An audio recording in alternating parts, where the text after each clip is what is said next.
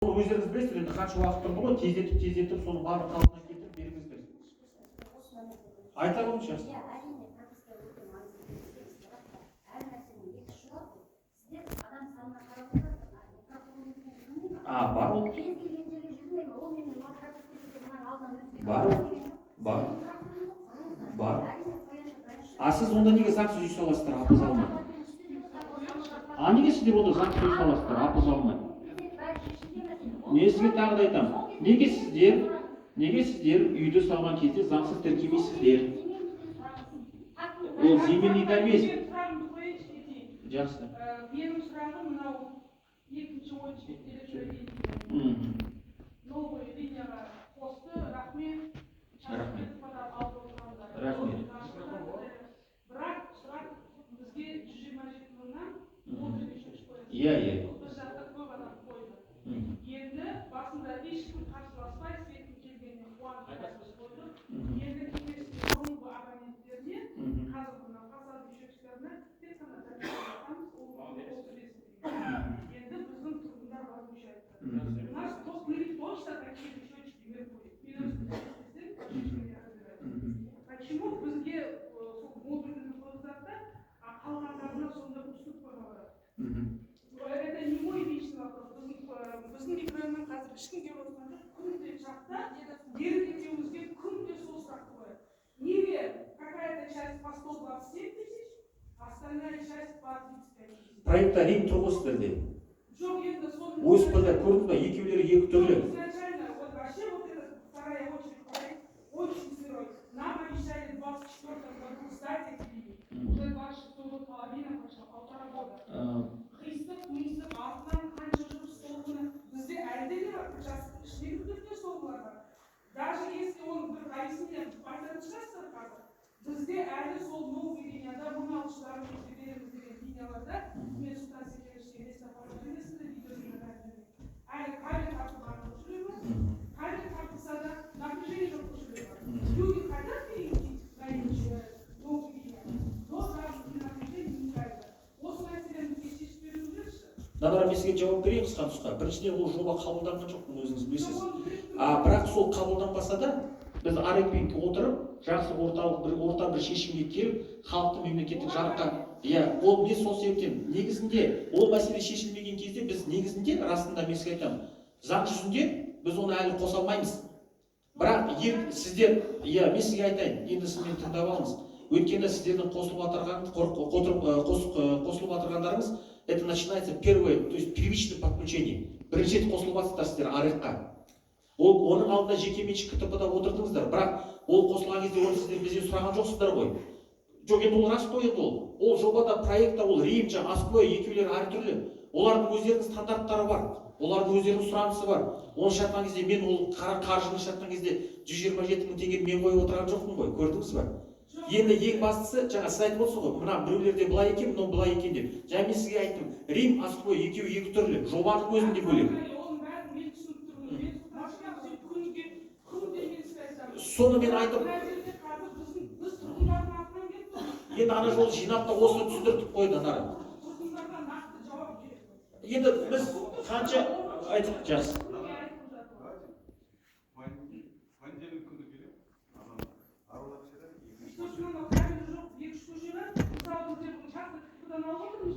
Бүгін сағат 4-те жиналыс болады деп, Болатбек ағай өзінің линияларын жинамады. Көшіп үлгергендер үлгермегендер бүгін біз уақыт бердік. Түсінікті, мен айттым, біз уақыт бердік, біз айтқан болатынбыз.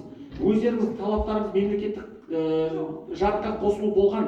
Дұрыс қой. Біз енді жинап алғанда, мына жерде кісілер қалып қойды, бізге ел напряжение.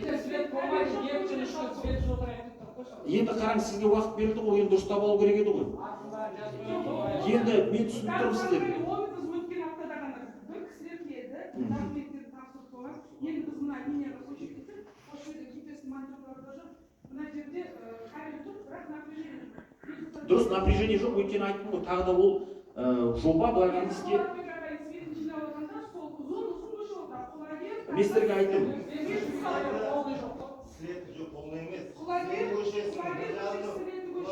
Жоқ, қараңыздаршы, мысалы сіздер мен дұрыс түсіндіңіздер. қараңыздар, сіздерде жарық болмаса не істер едіңіздер? Міне расында сіздер өздеріңіз КТП-ға қосылдыңыздар, бірақ қосқан кезде ешкімге мысалы соның күшін есептемеген. Мысалы шаққан кезде 5 киловатт немесе 7 киловатт қосылған. Сіздер айтасыздар, біз шәугім қосқан кезде, тағы да басқа нетін кезде, шаққан кезде енді өшіп қалып жатыр деп отырсыздар өздеріңіз. Дұрыс қой. Сол себептен біз арекқа келдік, сұрадық. Міне әркімге техникалық шарттарын беріп, әркімнің өзінің енді айтады ғой лицевой счет дейді, иә? Өзінің жеке өзінің есеп шоты болады, сонымен байланыстырып, сол жұмысты ары қарай жалғастырып кеттік. Ол мәселе сонда тұр. Ол жұмыс ары қарай жалғасатын болады, ол тоқтамайды, ол тоқтамайды. Мен сіздерге басында айтқан кезде айтқан болатынмын. Уақыттарыңыз болатын болса, тез жасап алу керек. Өйткені жаздың уақыты бұл. Жаздың уақытында бітіріп алу керек. Жарыққа қосылып. Мен басында айтқан болатын, ол бір мәселе. Екінші мәселе айтып отырған себебім, енді әрине ертең таңда жекеменшік КТП, оған ешкім қосылмай тұратын болса, ол әрине міндетті түрде оны жинап алып өшіріп тастайды. Оны кім үшін қосып тұрады енді өзіңіз ойлаңызшы.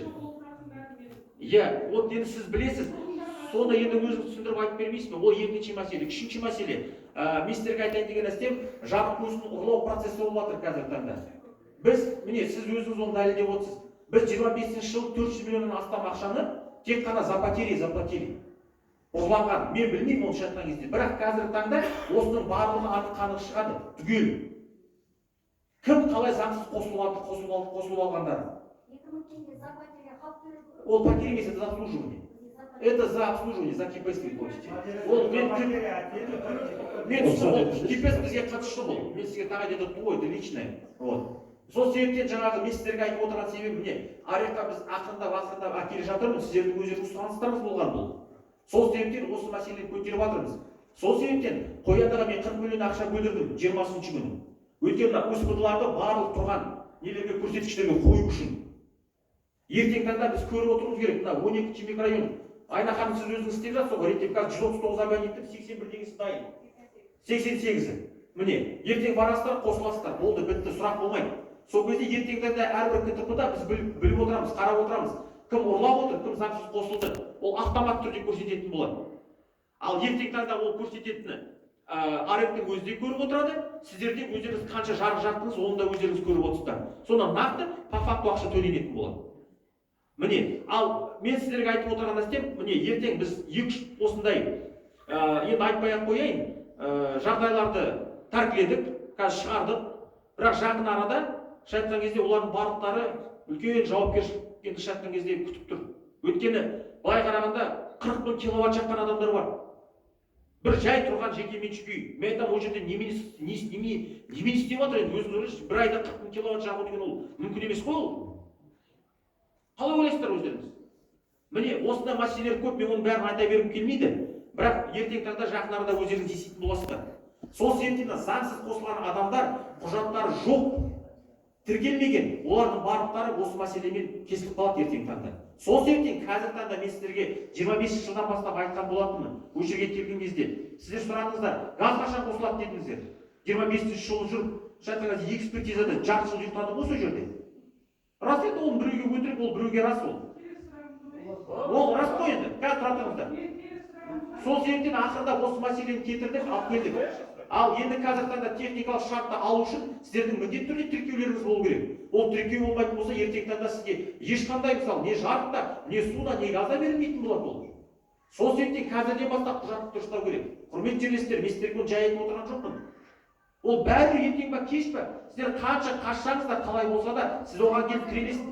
Иә, ол келеді міндетті түрде. Бірақ мен жаңа енді барлығы осы сұрақ қойып, мен соған жауап беріп отырмын қазір жерде. Рұқсат етіңізші, рұқсат етіңізші. Ассалаумағалейкум ауылдастар. Ассалаумағалейкум ассалаумағалейкум ауылдастар. Секе қазір бір минут сұрағын бітіріп алайын дейді. Қазір бір минут. Айта қойыңыз. Бізде еще мынау жаңағы 5-10 айларда проектіміз бар.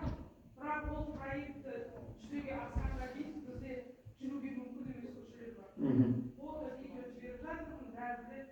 Жол мәселесін айтып тұрсыз ғой. Бізге соған сол неге жаңағы проектіге ақша бөлініп, ол жүзеге асқанша бізге засыпка bizde 2 жыл подряд облыс әкімі берді, бөлді, рахмет оның алдында 2 жыл. Содан кейін мен тоқтап қалдым. Сол асфальт төсегенге дейін үш көшені нақты айта аламын. Сіреті, Ардагер, Құлагер, сосын Түркістан көшесі өте үлкен көше. Соның именно біз жақтағы бір жері бар, сап-сары батпақ. Ол көшенің тұрғындары айналып келесі көшемен жүреді.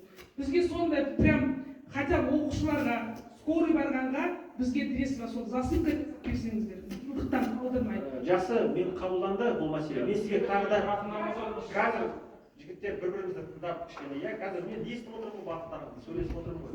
Мен сізге нақты сұрақ жауап берейін. Міне, сіз жаңа 4 көшені айтып отырсыз. 4 көшені қараған кезде, мысалы бізде бұл жоспарда жоқ. Неге жоспарда жоқ? Өйткені жерде тіркеу жоқ.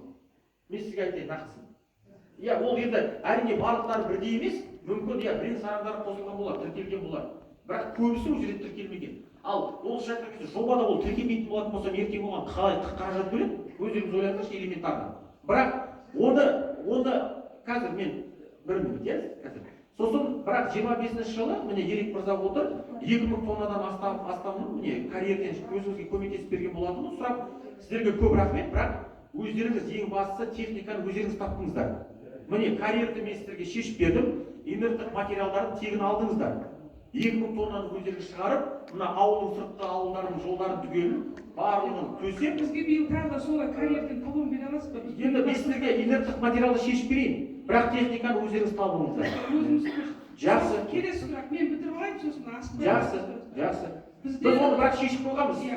Бізде сол мынау Ержанбек көшесі, Жібек жол, Түркістан көшесі, Желтоқсан көшелерінде бізде көше жарығының проектісі болған. Оған былтыр Аманжол жүгірді кішкене. 5 шақырым жасап бердім оны. 5 шақырым жасап берді. Енді сол көше жарығы қалса, сол жерде ғана қала ма? Бізге қарай жаңа көше жарығы бола ма бізге? Сіз енді өзіңіз білесіз ғой, иә, ол жоба бар. Бірақ шаққан кезде ол жобаның құны 269 миллион болған.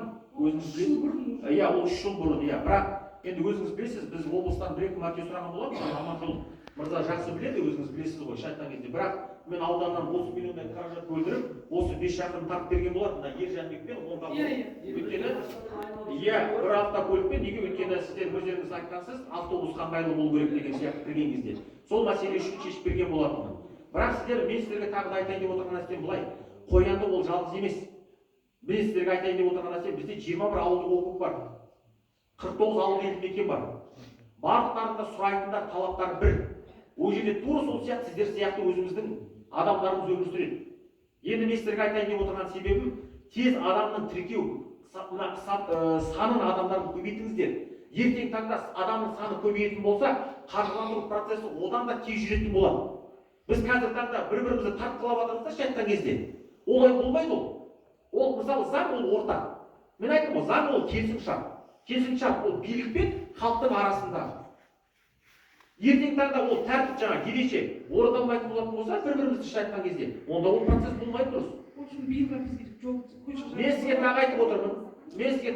Міне, инерттік материал жағынан көмектесіп беремін. Техниканы өздеріңіз тауып аласыздар. Міне Ерекең өзі. Көше жағын қарастырамын. Өйткені қазір таңда Қояндыда көптеген басқа да шаққан кезде, міне жаңа айттым ғой, ОСПД-ға ақша көп кетіп жатыр жарық саласына. Мен оны айтып отырған нәрсем барлығы тек қана Қояндыға сала алмаймын мен. Халықтың саны керек, маған тіркелу керек міндетті түрде. Жол жұмыстары жалғасын табамын. Міне айттым ғой, Жүнісов көшесі табады. Оны бітіреміз. Біз қараңыз, екінші кезеңді біз бітірмей, бізге үшінші кезеңге ақша бермейді. Біз бітіріп алуымыз керек қой, барлығын түгелін дұрыстап тұрып көрдіңіз ба? Сосын ары қарай жалғастыратын боламыз жұмысты. Рұқсат етіңізші. Мен жаңа сізге айттым ол 21-ден бастан келе жатыр деп. Рұқсат етіңіз. Айтамын. Ассалаумағалейкум. Айтыңыз қабыл болсын. Рұқсат етіңізші біз. Бізде халық шығармыз осы жерге. Сізде тыңдап қоймыз. Жақсы, қазір өзгеріссіз, иә, бір-бірімізге. Иә, айтамыз. Даңғылсарған 2-ші микрорайондан келіп отырмыз. Біздің мәселені білесіз. Сол жаңағы Дреспанда өз техникаларымыз бар. Жақсы. 2-ші микрорайон документпен өзі 105 үй мен соны салынған ба, салынғанда толығымен документпен. Сол Дреспанда бізде сарыарқа көшелер бар, ортада переулықтар бар, Кеңгіру, Аламан соларға өзіміз тасып алайық, бізге де соны қол жұмсаймыз. Одан кейінгі мәселе ол Қарекең айтқан сіздің көшеңізде Қарекең. Одан кейінгі мәселе бізде свет мәселесі. Қазір Ержанбекпен ынтымақ рекорда бизнеске кетті ғой. Түрек базымен біз күн санап уже 130 пен 90 арасында свет көретін болдық. Бұрын 180 мен 140 арасында көретін болсақ, енді ол бизнестегілер біз бермеді, біреудің жеке кәсібін айта алмаймыз ғой. Әрине, бізде оған шектеу қоя алмаймыз. Бізде ше, сондықтан бізге либо жаңа КДП жағынан көмектеседі, либо бір жақсы бір проект идеялар болмайды. Бақытжан мырза, білмеймін, кейін кезде үндемей қалды, сол жайында бір жақсы қозғап айтып кетсеңіз. Бізде енді жаңағы айтайын деген нәрсе мына осы екінші кезеңде ол енді расында жобада ол өздеріңізде қарастырылмаған ғой. Оны өздеріңіз де білесіздер кіші айтқан кезде. Бірақ біз кіші айтқан кезде өз тарапымыздан қарап көріп отырмыз. Енді мүмкіндік болатын болса кіргізіп па әлде қосып пен деген сияқты сондай енді жан жағын қарастырып жатырмыз. Бірақ міне жобадан ауытқу кететін болатын болса ертеңгі таңда экспертизаны өте қиын болады. Оны өздеріңіз білесіздер, өйткені газ мәселесінде мен осындай қиыншылықпен бетпе-бет жүздесіп қалдым, өкінішке орай. Сол себептен мен барлығын дұрыстап істегім келеді. Мен әрине мен түсінемін сіздің не айтып тұрғаныңызды. Өйткені міне осы жерден бастап екінші микрорайонға дейін ғой енді шаққан кезде. Осы былай қарағанда мен барлығын түсініп отырмын. Кіреберісте оң жағының барлығын былай қарағанда бір енді айтады ғой құшақтап бір айналып өту керек та шаққан кезде енді нақтысына келген кезде. Бірақ өкінішке орай мен сізге тағы да айтамын. Оны біз қарастырамыз. Мен сізге қазіргі таңда иә керемет қатырып беремін, істеп беремін деп айта алмаймын. Енді айтайын десем, жеке қалып айтсақ, қазір енді кейбір адамдар бәлежді екен, кісімен сөйлесуге қорқып қалды ғой, ашығын айту керек. Жақсы. Бір идеялар бар еді. Жақсы. Сонда жеке қалып осы үшін микрорайонда. Қазір кісілер біз арыз жазуға мәжбүр ғой, келсесін, естісін, бір нәрсені шалапыла сөйтіп жатыр. Одан сол жайда қалып, жеке қалып екінші микрорайон адамдарын алсаңыз. Жақсы. Айта қойыңыз. Ассаламағалейкум. Уалейкум ассалам. Құрбан айтыңыз қабыл болсын. Рахмет, бірге болсын аға, рахмет. Келген қадамыңызға болсын. Не ғой, менің айтайын дегенім мынау біз қазір жол жоқ болып қалды біздің мына үйдің маңайында. Неге десеңіз, Қай жерде екінші микрорайонда ма? иә, екінші микрорайонда. Аха. Үйіміздің мына жүріп жүрген жолымызға мына жан жақтан келіп бизнестер қоршап алып жатыр ма? Қоршап алып жатыр. Енді жақсы ғой, бір жағынан бизнес өсіп жатыр дегендей. Жоқ. Енді оған да қуанатын жақсы бар ғой, салық бар, жұмыс орны бар дегендей. Сала берсін. Бірақ бізге жол керек еді. Бүйтіп жыланып бәрі қиналаңдап қай жермен жүрерімізді. Жақсы, мен түсіндім аға, жақсы. Сен айтты, қазір үшеулеріңіз қаласыздар, сосын сөйлесеміз. Жаңа айттыңыздар өздеріңіз бір ұсыныс жасаймыз деп. Жақсы. Можно вопрос? Жақсы. Кешіріңіз, айтып жіберсінші. Суға су әңгіме ол ең үлкен мәселе сол. Міне ылғи айға шу жылда бір пластиканы қойып алады да жүреді. Міне әкім мырза мені жақсы біледі. Кейде іздеп таппай қоямын орнынан ше. Бізге міне ұзын сөздің қысқасы жан жақтан айтатын кісілердің сөздерінің бәрі бір ақ сөз. Міне бәріміз ондай болмау үшін өзіміздің арамызда белсенді азаматтар бар. Сол кісілерді осы әкімнің орнына тұрғызайық. И содан кейін бәрі сіздің де құлағыңыз тыныш, біздің де құлағымыз тыныш. Міне айтып жатқан кісілердің бәрі осы мәселе сол жол, су, свет дейді. Оны бәрін мына кісілер мына кісіге айту керек қой, сізге емес. Жақсы аға, рахмет сізге. Енді қараңыз. Міне осыны бізге осыны шешіп беріңізші. Бірінші мәселе сонда ғана ауыл түзеледі, әйтпесе түзелмейді. Жақсы. Менің атым Бекбай Батылжан. Мен сізге айтайын деген нәрсе қараңыз. Мен қараңыз, сіз жол мәселесін айтып жатсыз, жол мәселесі істелініп жатыр. Енді өзіңіз Сіз жаңа айтып отырсыз, ана прописка айтасыз, иә? Прописка. Иә. Прописка болғанда мысалы қарап тұрсаңыз, жалғыз қоянма сонда, бүкіл мына жібек жолын алып қарайық мысалы. Аға, ол Аршалы ауданы ғой. Ол Аршалы ауданы болсын да, қай ауыл болсын да, бір Қазақстан, Астананың маңы. Сонда 100% пропискада отырған жоқ олар. Аға, мен тек қана қоянын айтып отырмын, өйткені ертең таңда халықтың саны, жоқ, татырамыз, халықтың саны көп болған кезде бізге ертең бөлінетін қаражаттың түрі де басқа болады. Мен айтып отырғаным тек сол ғана. Жарайды, ол халықтың кемшілігі болса, біз ақырын түзейміз. Жоқ, кемшілік емес, ол міндет қой, ол талап та. Жоқ, ол енді міндет болғанымен де халықтың кемшілігі ғой. Міне белсенді азаматтардың ішіне біреуін салайықшы, әкім болып. Жақсы, ол әрбір адам оған, жақсы аға, оған әрбір адам қатыса алады. Әкімдікке енді расында біз оған өзіміз тарапынан араласа алмаймыз, өйткені әрбір адамның конституциялық құқығы ол өзінің барып заңды түрде құжаттар тапсырады. Заң аясында ертең таңда сол келісім шартқа кезде сайлау процесіне түседі. өздеріңіз міне іштерінен өздеріңіз қалап өздеріңіз сайлап алыңыздар, біз оған ешқандай шатқасымыз жоқ, пожалуйста. Вот сонда ғана Жақсы істеріңіз түзелмейді. айтамыз.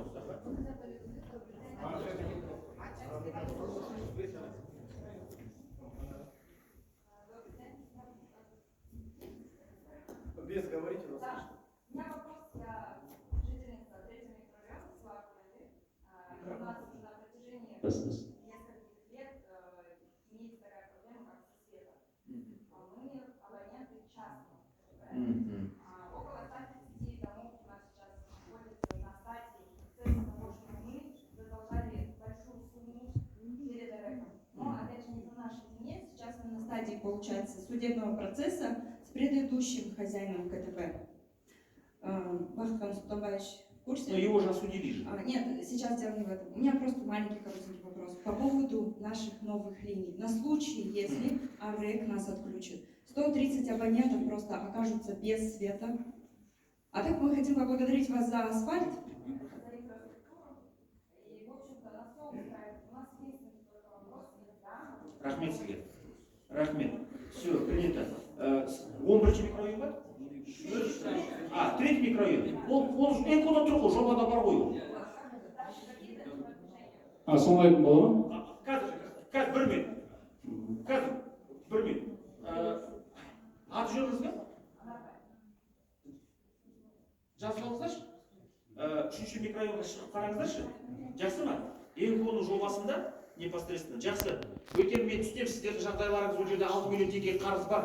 Ол расында оны өндіру керек. Ертең таңда ол жерде абоненттер отырғаннан кейін ол мәселе бар. Енді расында. Да, я в курсе. Да, в курсе.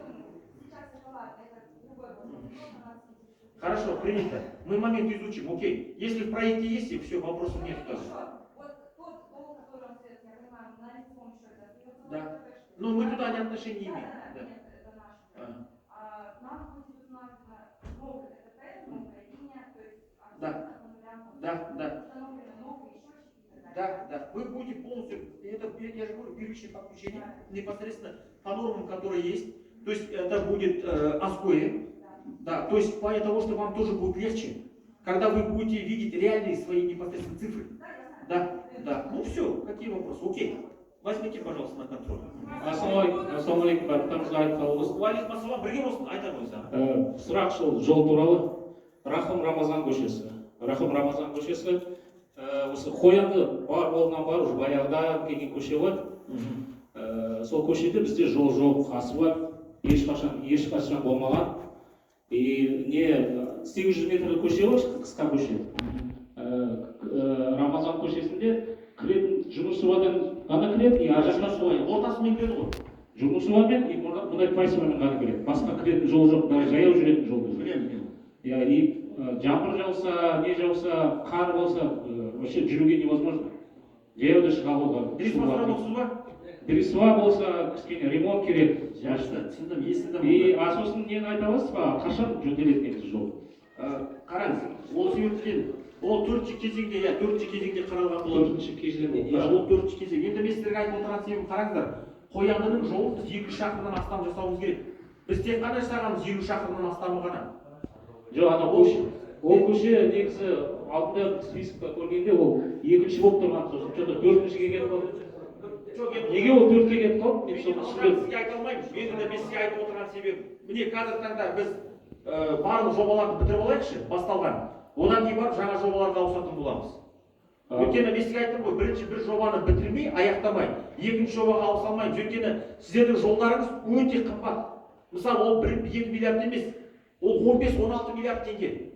Міне Жүнісова көшесінің барлығын өздеріңіз есептеңіздер. Ол 15-16 миллиард деген ол шатқан кезде мен білмеймін, ол 2 шалдан бюджет жұмсау. 800 метр ғана көше. Мен бауырым сізді түсініп отырмын ғой.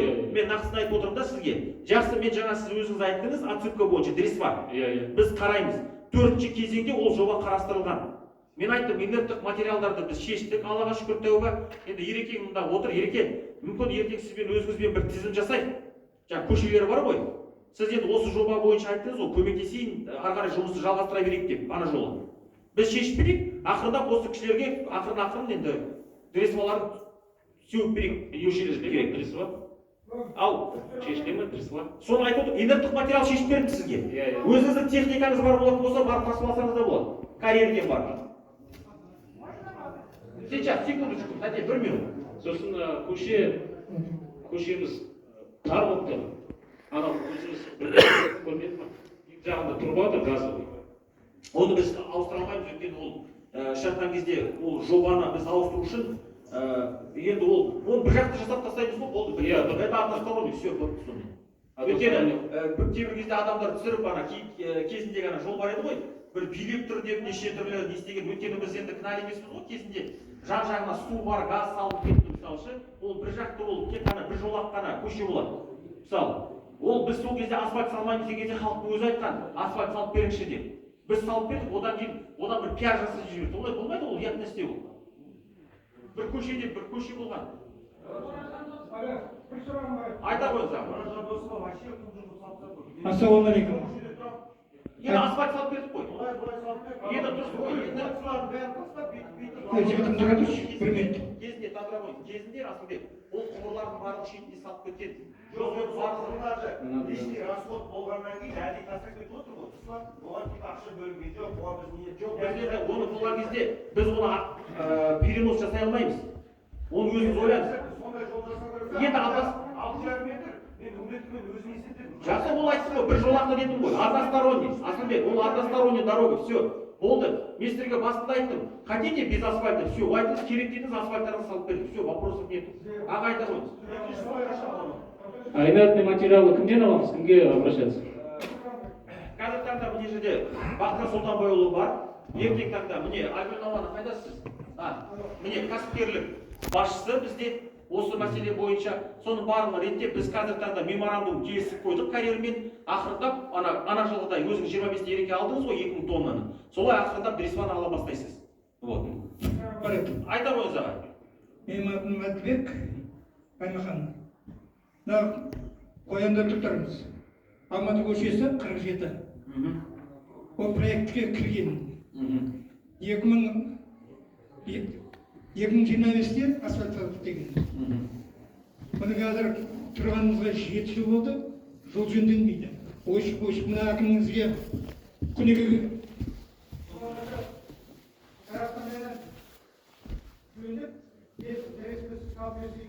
Жақсы.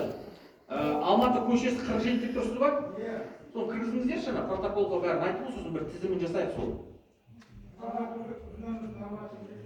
Жақсы, мен сіздерге айттым ғой, қолымнан келгенге дейін қарайын деп отырмын сіздерге. Жақсы ма? Қазір тізімін Басқа бір отыруға болмай ма? Асылбек, тұратыңыздар, біріншіден, тұратыңыз. Ол кісі өзінің мерзімі тамыз айында келеді. Ол өзінің 4 жыл. Шайтқан кезде. Өздеріңіз дайындап өзіңіз болыңыз ол әкім. Неге? Неге мен болдырмаймын? Жоқ сіз халыққа отыратын болсыңызшы.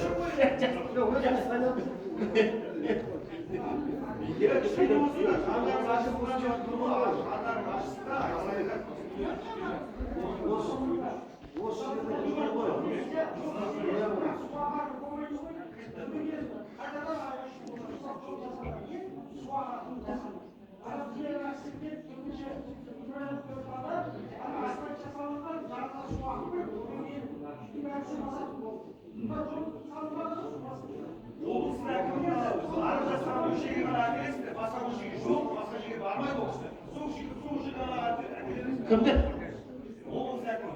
Сіз тұра тұрыңыз, Асылбек, сіз шатаспаңыз бұл жерде. Біріншіден, қараңыз, мына жасалған Жүнісова көшесі, былай қарағанда лоток барлығын салған кезде бұл өзіміздің қалауымызбен істелген. Ол жобада болмаған. Біріншіден, қараңыз, сіздер дұрыс тұра тұрыңыздар. Ол болған кезде біз непосредственно қоянды, ол ең төменгі нүкте. Ең төменгі нүкте 2006 жыл, 2007 салған үйлер ғой, легализациядан өткен ең бірінші. Міне местерге айтайын деген. Сол кезде салған кезде ол апызын алу керек еді, сұрау керек еді. Ал қазір таңда мысалы үй салып алып жатқан, әрине, ол қай жерге салып жатсын, қалай салып жатсын, ол міндетті түрде қаралу керек қой. Ол қаралмайтын болса, ол қалай болады? Ол бір мәселе. Сол себептен біз қазір таңда ол тек қана Қояндының көшесі емес қой, ар жағында тұрған тағы да 7 көше бар ғой. Оның барлықтар суы түгел артымен әкеліп, мына Жүнісова көшесіне судың артымен ауылдың сыртына айдап жіберіп отырмыз біз. Қоянды су несіне, су қоймасына. Дармазан бізге бір сұрақ қояйыншы. Артпен кетті ғой ол. Біз көрдік қой бәрін. Қараңызшы, жерді Мен сатып көтермей алып жүрсің ғой жатыр. жерде. Жерді сатып Көтермей мында жүрсің ғой. Мен өзім білем ғой оны. Дармазан, жерді сатып алған адам частный ма? Нені? Жерлер осы үйлерді салсын деп сатып алған адам частный ма? Қай жерде? Қашан? 27-те ма? Үкіметте жер беріп отыр. Жоқ. Вот беріп жатқан жоқ. Жоқ. Частный ғой. Жеке адамдарды сатып алып отыр. Жеке меншіктен сатып Иә, алып иә. Сіздер неге требовать етпейсіздер?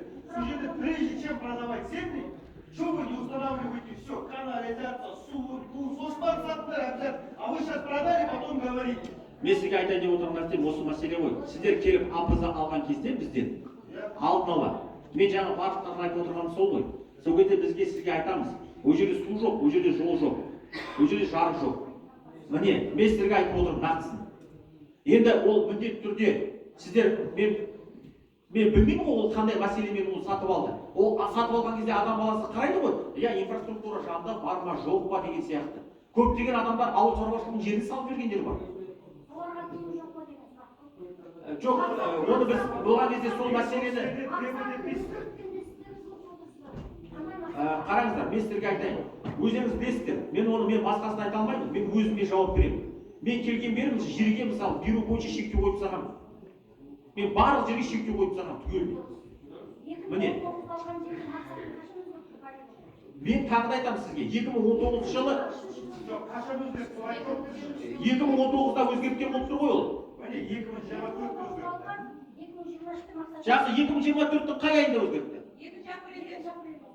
Кешіріңіз, мен шілде айында келдім. Мен сізге 24 деп мен сол үшін басып отырсыздар ғой қазір.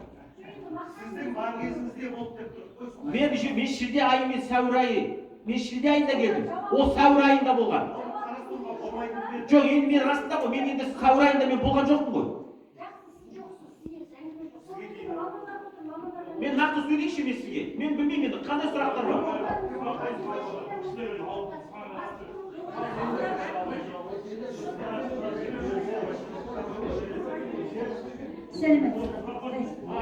Я на русском буду разговаривать. Пожалуйста, хорошо. Я жительница улицы Кунаева, дом 6, Савадат Казадина. Я неоднократно подходила к Акиму, тоже свои услуги предлагала. У меня 2 высших образования, строительный и экономист-финансист. Я на пенсии сижу. Пенсионеров таких у нас много. Вот в данный момент по улице Кабдулина положили асфальт.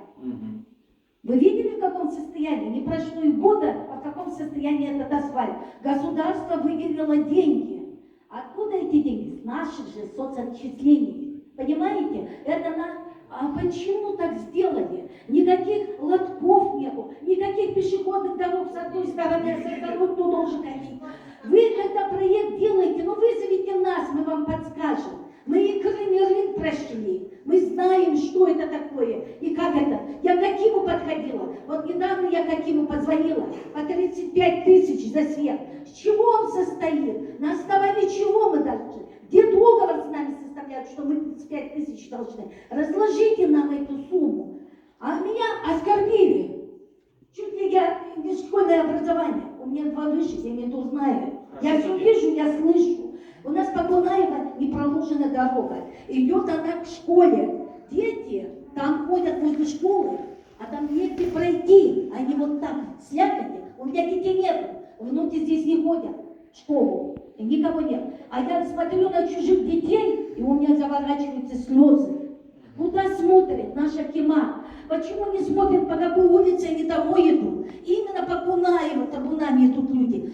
Дети, а там нету асфальта. Мы перед своим домом не Акимат стелил щепенку, мы сами складывались. Ну сделайте какую-нибудь, пройдитесь за детьми, посмотрите, по какой улице они ходят. И так мне жалко, это каждая одежда стоит денег, понимаете? Каждая обувь стоит денег. Я за этих людей, потому что, почему переживаю? Потому что сейчас мы живем очень плохо. Нам даже на жратву нет денег, потому что все повысилось. Помогите нам хотя бы эти асфальты сделать. Нормально, качественно. Не можете, как вам сказать, опыта нет. Вызовите нас. Мы вам все поможем. И как эксперты, как с авторским надзором разговаривать, как технадзор всему научим. Понимаете? А потом я вот недавно была на собрании. Это было по мусору. Я узнала за 10 минут до собрания. Пришла всего 5 человек. Собрания не было. А зачем собирать собрание, когда 5 человек приходят? Я говорю, сколько домов здесь в этом Куяндах? Сколько сказали? 60, да? 6 тысяч домов. А где все? Как будто 5 домов умножить на 2. Это 50%. Как будто 10 домов у нас в Куяндах. И какое-то решение хотят принять. Не получится это. Работайте с людьми. Люди вас избрали. Люди это мы. Это наши дети. Даже не наши соседи дети. Понимаете? Мен мандат, я буду этого добиваться. Понимаете, пока я живая, я буду. Я вышла со школы, меня встретил милиционер. Где он? Говорит, вы здесь живете или нет? Я говорю, я здесь живу, прописано. Умирать буду, придете, меня будете провожать вы. Понимаете, к чему идет дело? Даже не знаю, прописано или нет. Наша улица вся прописана. Где асфальт? Или вы хотите, чтобы мы все время сами делали? Мы-то будем делать, пока у нас деньги есть. Но для чего государство? Для чего мы работали, отчисляли деньги? Вот для этих же, как вам сказать, инфраструктуру, чтобы нам поднимали. Вы все? Я да. Я могу ответить? Ответьте, давай. Хорошо. Во-первых, я с вами не согласен. Если у вас есть 2 образования, вы учились для себя, не для меня. Это раз. И во-вторых, если у вас есть лицензия, я говорю. Я еще раз говорю, вот я вас не перебивал, я вас послушал. Нет, Теперь вы мое вы... образование не трожьте. Ну, вы сами Я же для говорите. себя работал, но у меня опыт за моей Хорошо. спиной. Если Куча. есть, я Потому понимаю. что, видите, асфальт по улице Хорошо, у говдули. вас лицензия есть? У вас есть лицензия? Лицензию вы еще хотите? Я получу. Я Пожалуйста. технадзор знаю. Хорошо, Меня пожалуйста. в Акимате, Да, городе вы должны- Астане, этот уважают. Они Хорошо, почему уважают? пусть Потому что я со сметой и с чертежами Я работаю. понял вас. Я послушал вас, теперь вы меня послушайте. Но вы не унижайте. Я почему С этими унижаю? Я вас образованиями. оскорбил? Да нет, вы говорите для А в себя. чем тогда я не вас говорю унизил? для себя. Нет, подождите, а в чем Я унизил? предложила свои услуги Хорошо, для я вам вас. говорю, вам надо А вы лицензию меня взять. сейчас оскорбляете, что у меня 2 образования, и я для себя учил. Не, ну, Я правильно, вам вы учитесь, предлагаю свой опыт поделиться. Хорошо, смотрите, вы опытом мне со мной не надо делиться. Это делает непосредственно проектная компания. Ну Я вам вызовите Ну, нас. пожалуйста, вы можете там принять участие, если у вас лицензия есть непосредственно, вы хотите проверять работы качественно. Пожалуйста, Я не проблем работаю, я на стадии проектирования. Если в проект это не вошло, вы хоть головой битесь. Я никто вам не еще раз говорю, сделает. это проекты все они старые. Какого года проекты?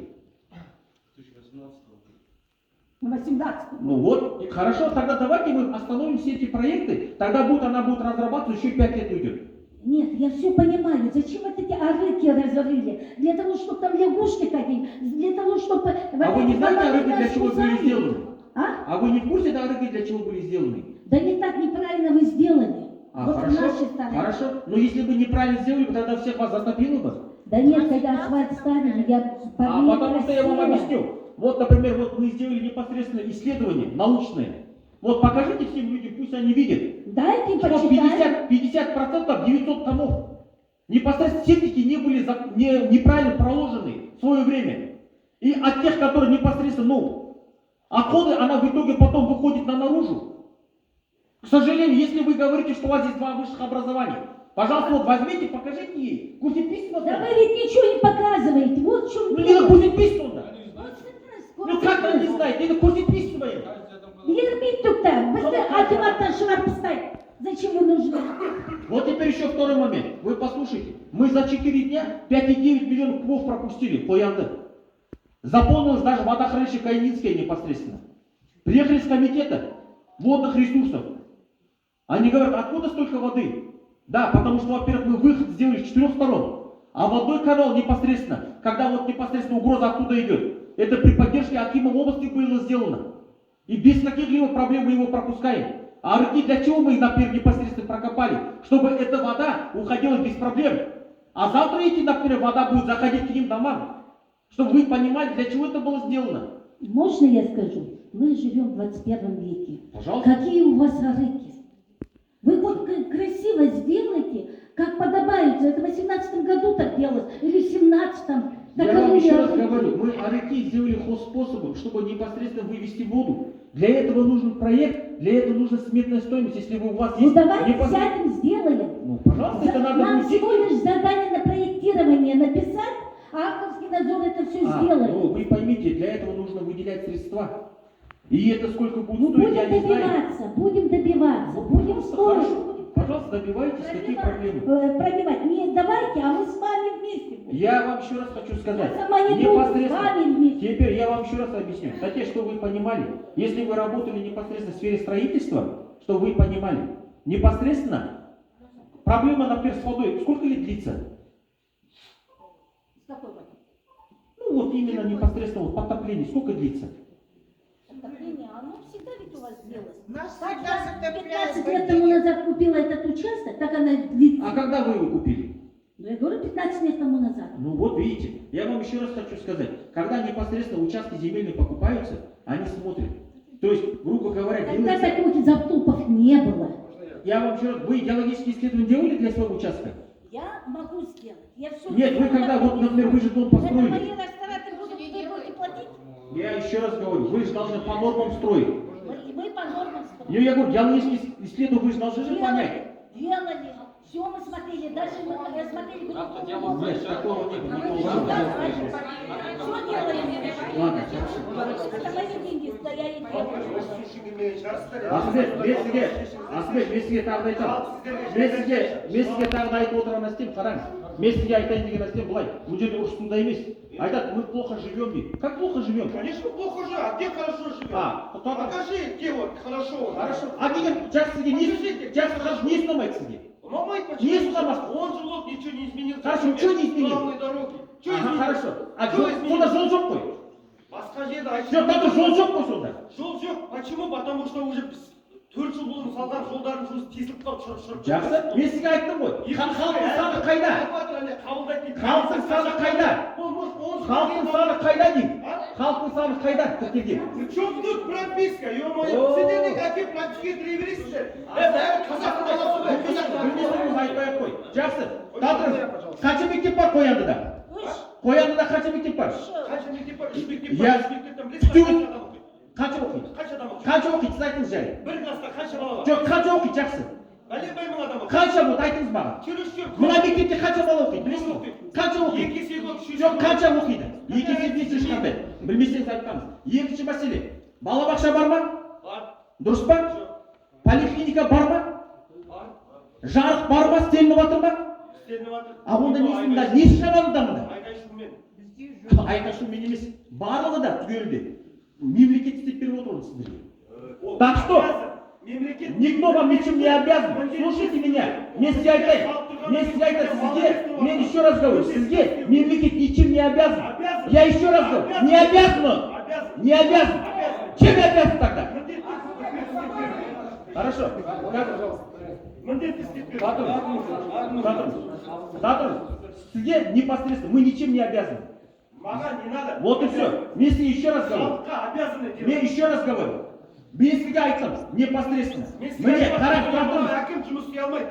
Құртыңыздар деп жатыр. Неше жыл болды қасақ келе жатқанымызға. Дым жұмыс істеп жатқан жоқ. Не істеп жатыр айтыңызшы. Сіздердің айтқандарыңызбен істеп Мен тағы да айтып жатырмыз. отырмын. Бақытхан мырза қашан тағайындалды? 4 жыл болды. Жақсы, кім оны тағайындаған? Болды, бітті. Мектеп анау-мынау Татыр. салынған себебі халықтың көбейгенінен салынған. Жақсы, а халықтың саны дұрыс. А мемлекет оған қарамай халықтың саны салып беріп жатыр соны. Вот именно. А вот именно. А енді қашан өзіңіз тіркелдіңіз, жаңа айттыңыз ғой. Сен кімсің? Сіз мына жерде айқайлап дауыс көрсетіп керек емес. Кімсің сен? Сен өзіңіз ғой айтып отырған. Мен торыс бұл сияқты мен де айқайлай аламын. Ондай мінез бізде де бар.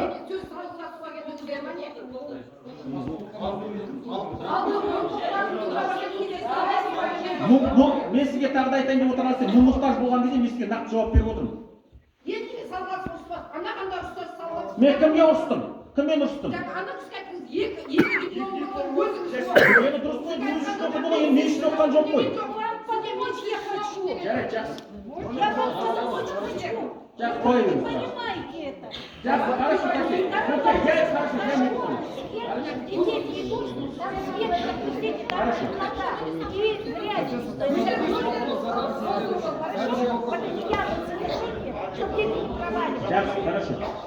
Айта беріңіз. Ассалаумағалейкум, құрметті ауылдастар. Ассалаумағалейкум, Дарын Сабырғалиұлы. Ары қарай орысша жалғастырсам. Дарын Сабырғалиұлы, вы сейчас сказали, задали вопрос, когда начались проблемы с водой. Ну вот подтоплениями я вам могу сказать точно. Я в поселке живу с 2020 года, получается 6-й год уже. В начале до 23 года у нас проблем не было никаких. Камера Там воду уходили с улиц. Проблемы начались после строительства, капитального строительства дорог. Я живу по улице Шапарат, в начале вот Султанбаев знает, где это. Там, где пересекается улица Габдулина с улицей Шапарат, да, вся вода, которая идет по котловану, да, который был вырыт за Бутовым, вся вода собирается, и ей выходить нет, водоотведения нет, рыков нет. Вот такая проблема. Даже сейчас можно проехать с представителей автомобильных дорог. Да, сейчас вот Султан, вы были до этого, вы же видели этот момент, где мы 7 метров живем, сосед, знаете, что это? Да, эта вода до сих пор стоит, и она зеленая, там вот лягушки. Там надо что-то решать, надо как-то... Я подходил с этим вопросом в самый пик паводков, да, вот к Хакиму, нашему местному. Он сказал, что арки не предусмотрены потому что как бы в проекте не заложено это. Можно будет как-то посмотреть, может скорректировать где-то, как-то надо воду отводить оттуда по-любому. Потому что проблемы есть. Теперь еще один момент. Арык, который был сделан от улицы Кенесары, Маметова, Шапагат, вот, который в сторону Айолума идет же, в лес сквозь. Ол арық жұмыс істемейді жартылай. Ол арық Қоянды көшесінен бастап қана жұмыс істейді. Өзінің ағысы бар, уклоны бар дегенде, иә, мына біз жақтан келгенде, Маметова Қоянды жағынан келгенде уклон жоқ. Оны бәрін біз көргенбіз. Міне, барсыз иә, сіз көршісі ғой. Көрдіңіз ол жерде арық жұмыс істемейді. Ол судың бәрі өзінің бұрынғы жолы Шапағат көшесіне келеді, ар жағына ешқайда шықпайды. Осы мәселені алыңызшы на контроль. Шығып көрейік олды, қайтадан не істеуге болады ол жерде. Қазір барсақ та су тұр ол жерде. Ол өзінің көшеме ғана байланысты айтып тұрған сұрағым, енді бүкіл ауылға байланысты бір сұрағым бар. Мына Жұмысова көшесі бітпеген, оның біту уақыты қашан, мысалы там 1-2 ай жаздың аяғына дейін болса, менің сізге бір өтінішім бар, у меня есть к вам просьба. У нас в селе, в Кояндах, проблема с дорожным движением, со строительством этой дороги. У нас водители не соблюдают ни скоростной режим, никакой режим. Да? Я когда вот подходил к сотрудникам, недавно стоял патруль, я так понимаю, он был с района, да, ДТП, который оформляет. Он мне объяснил, как, говорит, вот мы не можем ничего сделать, пока нет разметок. Можно нанести хотя бы временные разметки какие-то. Чтобы элементарно можно подойти и сказать, ты пересек, да, двойную, там, да, или какую-то сплошную. У нас же никто не смотрит ни на что. Выезжая, я так понимаю, я как водитель, я должен поехать направо, развернуться и ехать в противоположную. Они выезжают, пересекают 4 линии, пересекают сразу налево, да, как бы. Моментов много, при этом они создают аварийные ситуации, опасные. Дети у нас ходят по дорогам, как бы вот этот момент можно будет решить. До строительства второго слоя, до укладки второго слоя нанести разметку, чтобы сотрудники полиции могли пресекать эти моменты, да, применять какие-то штрафы, да, чтобы люди понимали вот это. У нас там будет решение прав, если сплошной непосредственно согласен? пресекает, все. Я выезжаю утром. Когда проводите рейды, все, какие вопросы? Примерно вот они же понимают, что они уже понимаете, когда выезжаешь с магазина Волжа, куда надо поворачивать? В какую сторону надо? Сперва надо вправо повернуть, поехать, немного развернуться, а у нас как люди делают. Вот эти вот у нас есть два лежачих полицейских, так называемых искусственная неровность, да? Для чего нас сделали? Для того, чтобы перед этим машины как бы сбросили как бы скорость, да, проехали безопасно, да? Они у нас как делают? У нас всего два лежачих полицейских, они вот так объезжают. На большой скорости. При этом объезжают и противоположная сторона, понимаете? Вот этот момент, как бы, пожалуйста, будем признательны, если здесь будет проводиться какие-то работы. И по моему вопросу, вот по поводу рыбов, можно будет, пожалуйста, посмотреть, потому что очень сложно. Проблема началась в 23 году, вот как асфальт положили, все. До этого вся вода уходила, и никаких проблем не было. Сау болыңыз. Сау болыңыз. Ренжіп кеттіңіз бе? Вот, там дальше лучше будет видно. Но, честно говоря, сейчас, я вам еще раз говорю, мы научные исследователи. Септики надо приводить непосредственно в соответствие. 50% воды, которую поднимается, непосредственно идет. Это научно доказано. Я вам хотел говорю, что вы понимали. Хорошо. И непосредственно вот то, что вы озвучили, вы же хотели дорогу, государство сделает. Нет, замечательно. Хорошо, Да, что теперь сделать дорогу. вот еще раз. Надо вот просто чуть-чуть доделать. И теперь, вот хочу сказать в плане того, что мы арык делаем, параллельно идем. Нет, я вот когда спросил, вот у Бахтхан Султанбаева сказал, там арык по проекту не предусмотрен, корректировки никакой не будет, обращайтесь, пожалуйста, в отдел автомобильных дорог. Манас, я так понимаю, это вы, да? Вот. Я Вы, не знаю, пожалуйста, если вам поднимал этот вопрос, не поднимал этот вопрос.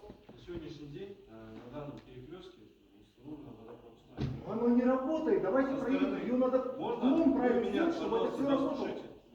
Со стороны Шапарат стоит, со стороны Габдулина стоит. Сейчас. Две водопропускные трубы. У нас будет время после. Нет, Вот, я знаю буквально. прекрасно этот перекресток. Мы туда не раз ездили с вашим соседом Ермеком. Да.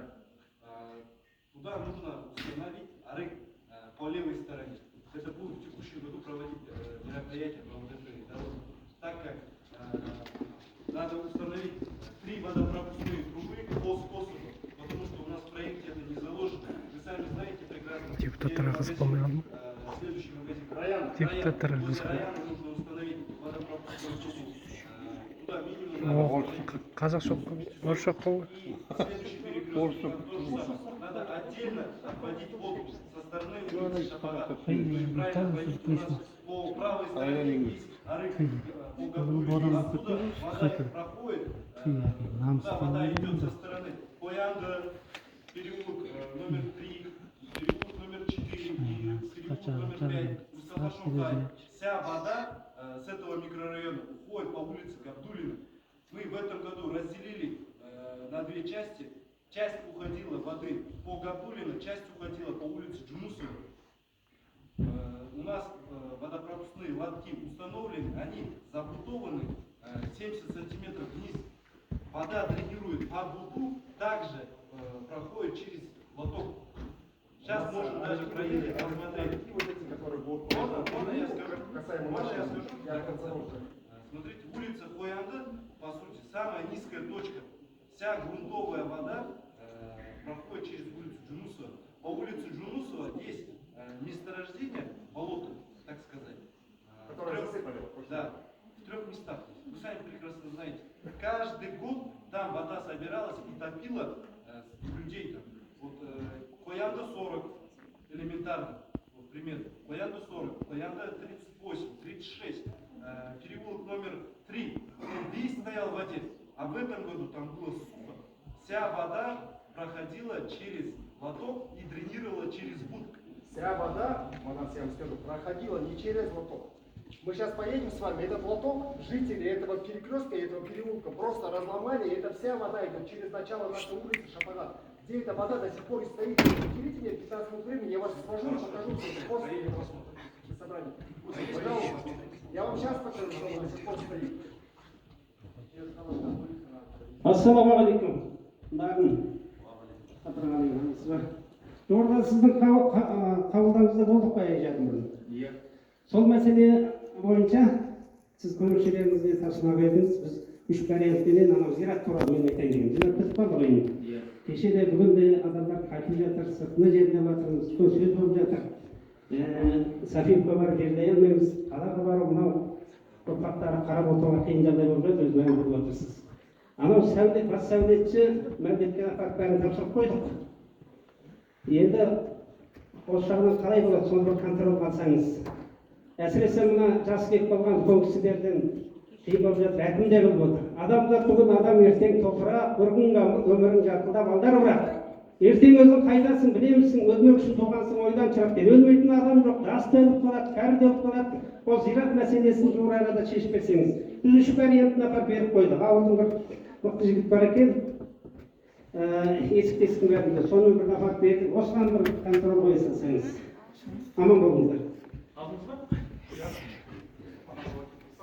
Үш вариантын айтқан болатын, мына жерде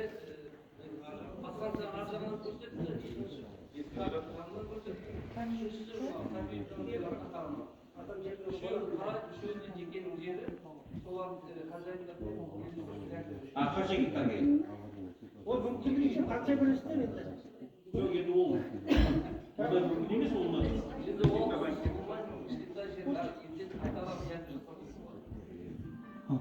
Так, негізінде қай жер дұрыс болады оны істеген? Негізі мына фото станция бар екен бұрын, мына фото станция. Шұбар ауылдың бер жағында. Ауылға жақын.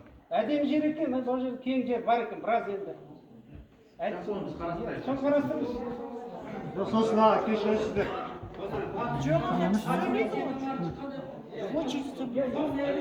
Жер мәселесіне қатысты қол шыққан бола ма?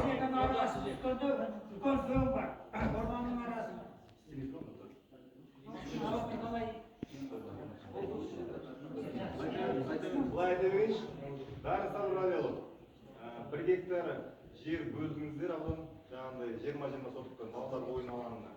Енді осы қыста бар тағы да ақылдасқан еді, тағы да бізге сондай 20-20 соттықтан тағы 1 гектар жер керек. Ауылдың ішінен жер мәселесі қозғалған екен, осы сәтті пайдаланып айтып қояйын. 20-20 соттықтан бізде тұр ғой сонда. Золотой фазаннан бастап, Ержайлар көшесі 2 мен 4-тің арасындаға дейін келді да, балалар ойын алаңы, енді содан бастап ауылдың келесі жақтары айналды.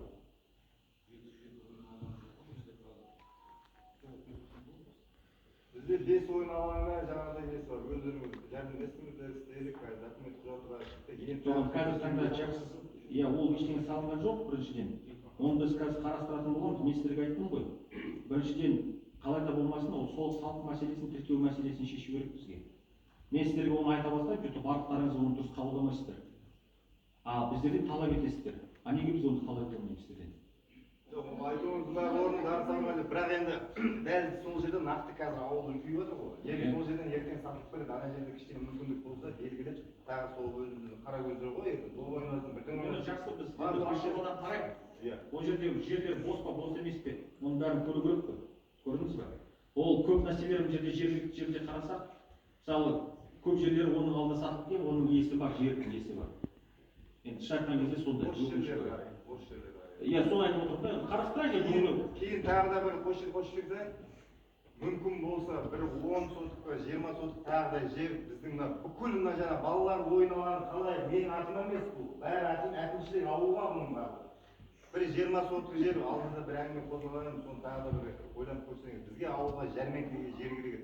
Біз мысалы мынау ертең сезон болады, уақытысы науқаны. Мысалы Қызылорданың күріштерін жекеменшіктерге келісіп, сол бағада техникасымен келіп қойып қоя салатын. Одан ешкім ақша көрмейді, мен бір теңге көрмеймін. Халыққа сол жаңағы өндірушіден тұтынушыға дейін жаңағы ешқандай салықсыз, ешқандай ақша көтерілмей бағалар қосылдырмай халыққа жеткізу амалдары.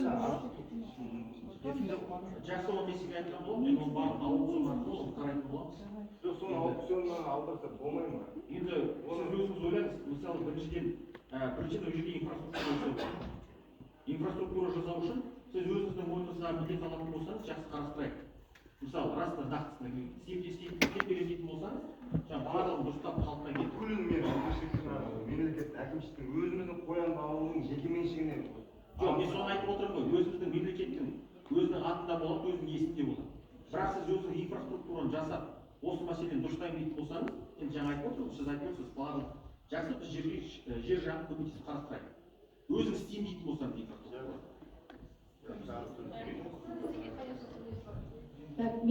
Сіздерге барлығында ол шайтқан кезде мен жаңа айтып отырмын да, сіздердің бір ойларыңызда барлығында шайтқан кезде ақша бос жатыр, оны келе салу керек десе салу керек деген, ондай мүмкін болмайды ол. Біріншіден тағы да мен сіздерге айтып отырмын. Мен сізге тағы да айтайын. Ол барлығында мен сізге тағы да айтайын деген нәрсе.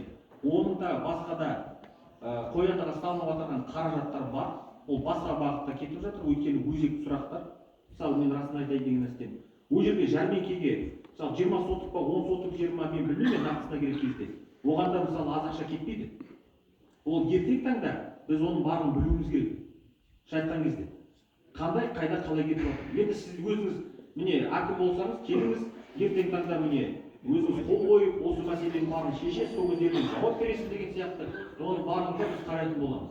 міне өзің жаңа әкім туралы көп айтып отырсыз ғой менде мынандай сұрақ бар, осы автобус мәселесі көше бойынша. Автобус міне Жүнісов көшесімен келеді де, сосын арқаға кетеді. Ана жақта тұратын балалар қыстыгүні, жаздыгүні жаяу мектепке де міне көреміз. Жолды салды, но жолды салғанда пешеходный нелерді бәрін салды, рахмет, ол бәрі бар. Дороги нету, чтобы ходить рядом. Біз келе жатсақ қарсы машинамен бірге жүреміз. Былай да балалар да обал. Даже были случаи, что бір баланы жерде қағып та кеткен болған, мектепке келе жатқанда. Сондықтан бізге айтқан автобус, мына жерде освещение если будет по этой улице, автобус жүреді деп. Освещение істеді, автобус жоқ. И біз үлкен кісілер тоже вот остановка пешком мынау Жүнісовға мына жерге дейін келеміз. Түсінікті, біз Алшекемен бұл мәселені қарастырып отырғанбыз.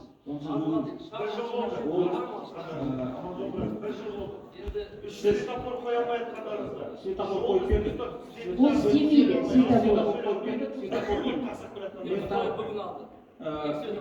Иә, ол біріншіден өзі барлық уақытымен қосылатын болады. Мен түсінген отырған нәрсе, Масылбек, сізге мына жерде ешкім ұнамайтын болса, ол мен айтамын, сіз Ұнамайды, сіздердің қалай жұмыс істеп жатқандарыңыз. Жақсы, онда сізден мен жақсы қазір мен оны басқарып қазір бітсін. Сосын маған жауап бересің, Мен мынау Бәйтерек көшесінде 4-ші микрорайонда тұрамын. Давай емес. Я тебе ничего не должен. Бір ұрысып отырсың. Сол, былтыр бізге қараңыздар, енді мен сізге апа сұрағыңызға жауап берейін. Біріншіден, мен сіздерге айтып отырған нәрсе мәселесі мына жерде автобустың. Ол Астана қаласы беріледі. Ол біздің ауданнан берілетін емес. Ол СТС өздері бекітіп береді. Оның өзінің жүретін жолы бар. Нақты түрде. Біз тек қана хат жазамыз. Мен шақырған кезде міне Аманжол мырза олмен айналысып жүр. Мен адамдармен өзіңізге ұштастырып, байластырып бердім. Бір ауыз айтып салайын. Айта ғой.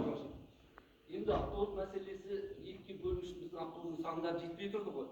Біз 9 автобус, одан кейін біз қабылдауда болдық, управление транспорты Астана қаласы. 4 автобус береміз деді да, береміз деп тұрды да Қосшы қаласына алып кетті. Енді автобус жоқ. Сосын Тарсавырғашқа шықтым мен. Ол кісіге айттым, сіз енді бір көмек жасаңыз деп. Ол кісі Астана қаласының әкімі, зам әкіммен хабарласты, қабылдауға бүгін келіңіздер. Бірден 3 автобус шешілді. Қазіргі таңда 13 автобус дайын. Енді біз бөліп алуға болады. Енді ақырын шешіліп келе жатыр. Міне бағдаршам мәселесі бүгін ғана міне условиясын алды. 2 бағдаршам. Сол мәселе осындай. Комиссия келмей жатыр, өйткені СРТ-ні запускайды, олар дежурство етті.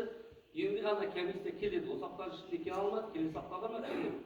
Енді расписание бізде дайын.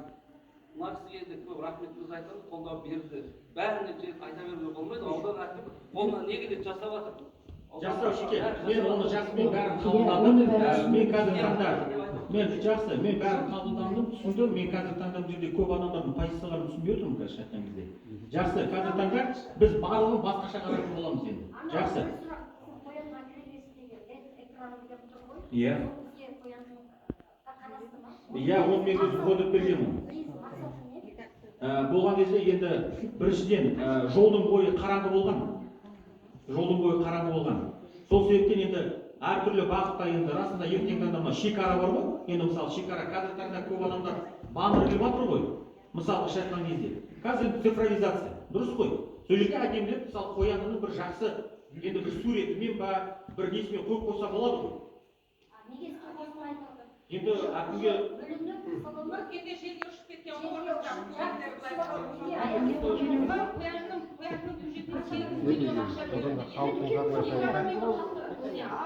одан да халықтың затын айтайық та енді.